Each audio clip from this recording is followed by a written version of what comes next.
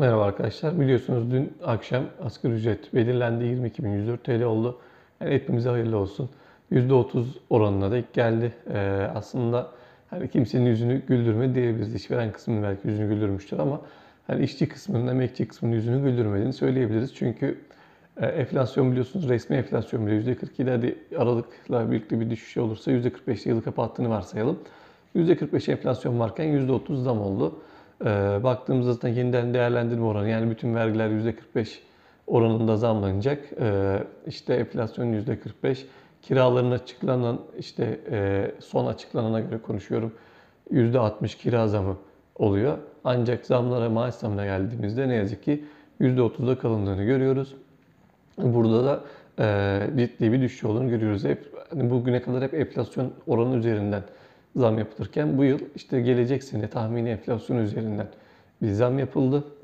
Bu da işte enflasyonu önlemek için yapıldığı düşünülen bir şey. Ancak hani zaten şu anda ülkemizdeki olan enflasyon talep enflasyonu olmadığı için, yani talep enflasyonu da var tabii ki ama bütün etken bu değil. Yani o yüzden talep enflasyonu olmadığı için diyorum, işte bu sonucu çok fazla etkilemeyecektir. Yani farklı şeyler yapılması gerekiyor. Sadece işçinin ücretini düşürerek enflasyonu önleyemeyeceğimizi düşünüyorum açıkçası.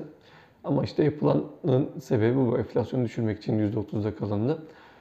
Peki neden bir an önce yapıldı? İşte bakan falan Perşembe ya da Cuma açıklanacağını söylerken bir anda bir akşam toplantı yapıldı ve hızlı bir şekilde açıklandı.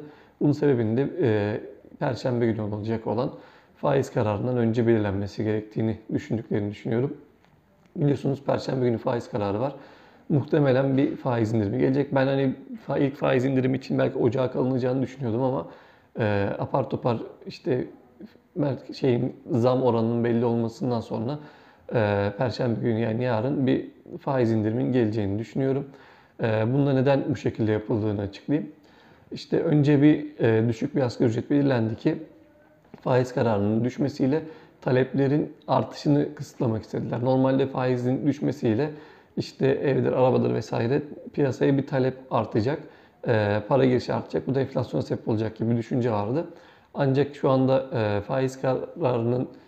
faizin düşmesiyle maaşların çok fazla yükselmediği için talepler de çok fazla artmayacak. Çünkü insanlar diyecek ki zaten gelirim çok artmadı. Faiz düşse de hani benim alım gücüm çok fazla yükselmediği için yeni bir şey alamayacağım gibi bir düşünce olacak. Bu da talebi artırmayacak.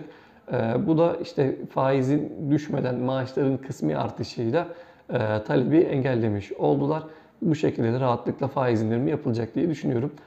Tabii ki yatırım tavsiyesi değildir. Ancak ben en az işte 250 bas puan, en fazla 500 bas puan olarak yani %47,5 ile %45 arasında düşeceğini düşünüyorum faizlerinde. Bu şekilde arkadaşlar. Faydalı bulursanız takip edip yorum yaparsanız çok sevinirim. Bildirimleri de açarsanız bundan sonraki videolarımda hızlıca karşınıza düşecek. Daha sık bir araya geleceğiz. İyi günler.